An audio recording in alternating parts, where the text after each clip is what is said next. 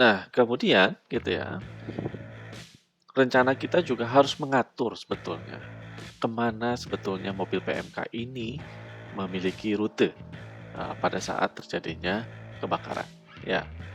Nah, dan kita harus bisa memastikan rute-rute itu adalah rute-rute yang memang gitu ya, bisa dilalui oleh mobil PMK. Kadang-kadang kita harus melihat lebar jalannya atau misalnya hambatan-hambatan sampingnya, gitu ya. Kadang-kadang tidak banyak tidak jarang juga masyarakat yang menaruh mobil di depan rumahnya, parkir on street, dan ini akan membuat kesulitan buat pemadam kebakaran mobil PMK untuk melalui jalan tersebut. Oleh karena itu, gitu ya, rute itu harus bisa didiskusikan, rute itu harus bisa ditetapkan secara bersama-sama kemana arah dari mobil PMK ini untuk mencapai titik sasaran. Jika sudah ada perencanaannya, tentunya akan lebih cepat. Dia akan sampai kepada lokasi kejadian. Ya, pada saat perencanaan tentunya kita akan memastikan di mana daerah-daerah yang memang bisa dilalui. Jadi, 6 misalnya 6 jalan utama ini adalah 6 jalan yang memang bisa dilalui oleh PMK, mobil PMK. Dan ini kita skenariokan arahnya kemana, ya. Sehingga terbentuklah peta ini ya. Peta ini yang sifatnya untuk bisa memastikan ketika ada kebakaran PMK melalui daerah mana saja.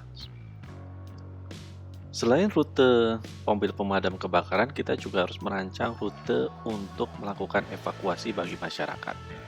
Ya, khawatir misalnya kejadian kebakaran ini cukup cukup besar gitu ya, bukan hanya kejadian kebakaran satu atau dua rumah saja.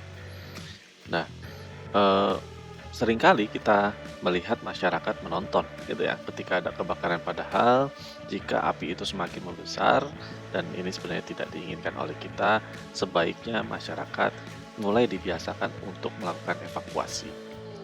Nah, untuk melakukan evakuasi tentunya perlu rute evakuasi, perlu ditentukan rutenya.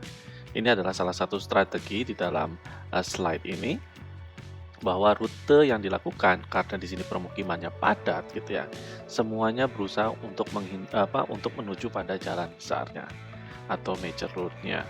Seperti ini akhirnya ada di main road-nya yang namanya Jalan Benteng ya. Kemudian ini juga eh, nanti ujungnya di Jalan Kembang Jepun gitu ya. Ini juga menunjukkan bahwa rute itu mengarah kepada jalan besar. Kemudian ini juga rute yang mengarah kepada Jalan Sasak gitu ya. Kemudian ini masuk juga rute yang ke Jalan Kembang Jepun lagi gitu ya. Dan ini adalah rute yang menuju pada Jalan Iskandar Muda gitu ya. Nah, ini adalah rute juga yang sama gitu ya, dan prinsipnya mengarah pada jalan besarnya. Kenapa jalan besar? Karena di dalam lingkungan permukiman yang sudah padat, tempat evakuasi menjadi suatu hal yang tidak memungkinkan. Nah, oleh karena itu di jalan yang besar, di situ ada trotoarnya, bisa jadi akan menjadi mudah bagi masyarakat untuk berjaga-jaga untuk melakukan evakuasi sementara di pinggir jalan gitu ya, sambil menunggu kalau misalnya memang ternyata lebih besar lagi skala bencana kebakarannya, ini harus dievakuasi keluar dari kawasan tersebut. Ya, jadi ini adalah salah satu eh, strategi sebetulnya untuk mengamankan masyarakat kita dari bencana kebakaran melalui rute evakuasinya.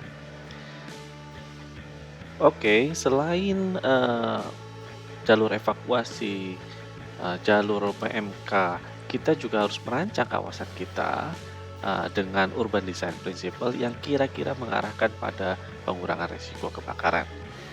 Contohnya adalah kita mencari lahan-lahan yang kira-kira masih ada longgar, gitu ya.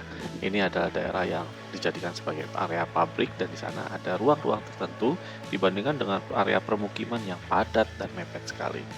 Nah, bisa saja kita bekerja sama dengan pemilik kafling tersebut untuk bisa menciptakan atau untuk bisa menjadikan area kosongnya menjadi tempat assembly point untuk lingkungan sekitar juga. Yang penting bisa akses pada saat emergency. Kemudian, assembly point ini juga bisa dilakukan jika ataupun pada daerah-daerah yang sifatnya masih lebar, masih kosong, terutama di jaringan jalan utamanya.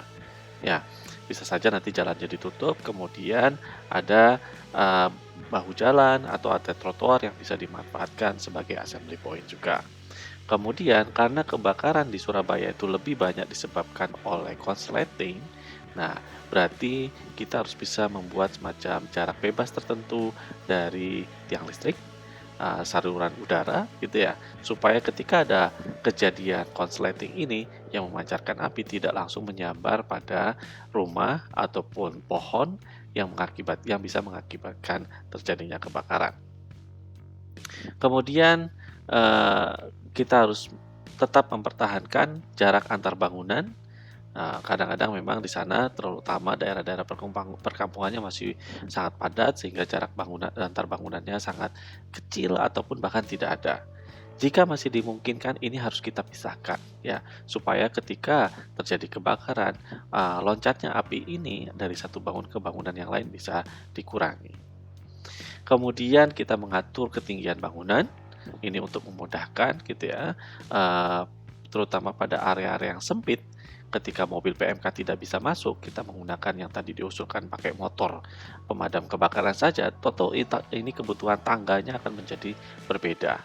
Jadi untuk yang area-area yang di dalam dengan jalan yang cukup pendek gitu ya, jalan yang cukup sempit, ini kita harapkan bisa dikendalikan ketinggian bangunannya, sehingga ketika kejadian kebakaran, alat yang bisa untuk menjangkau ketinggian bangunan tersebut, tetap bisa terlayani dengan baik.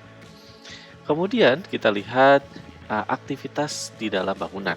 Ini juga diharapkan mulai dikendalikan, ya, terutama pada aktivitas-aktivitas yang mengandung ataupun melibatkan bahan-bahan yang mudah terbakar ataupun menyebabkan sumber api, ya. Bisa saja kita mempunyai rule of thumb gitu misalnya untuk memudahkan hanya 2 aktivitas utama yang berada pada satu bangunan tertentu. Semakin banyak aktivitasnya otomatis semakin tinggi resikonya. Kemudian kita mulai melihat, terkait dengan load capacity-nya, kita harus bisa mensimulasikan load capacity ini ketika terjadi kejadian, kebakaran, ini bisa segera untuk dikurangi volumenya. Entah itu ditutup jalannya atau misalnya dengan, manajemen lalu lintas tertentu sehingga ada daerah-daerah yang tetap, bisa kita kosongkan dan lainnya. Sehingga road capacity pada saat kebakaran itu relatif bisa, memperlancar, PMK untuk hadir ataupun datang ke lokasi kebakaran dengan cepat. Street enhancement gitu ini juga sama gitu ya, bagaimana mempercepat pergerakan dari mobil PMK melalui penataan kawasan di sepanjang jalannya. Nah, ini akan sangat bermanfaat, urban design principle ini sebetulnya, dalam pengurangan risiko kebakaran.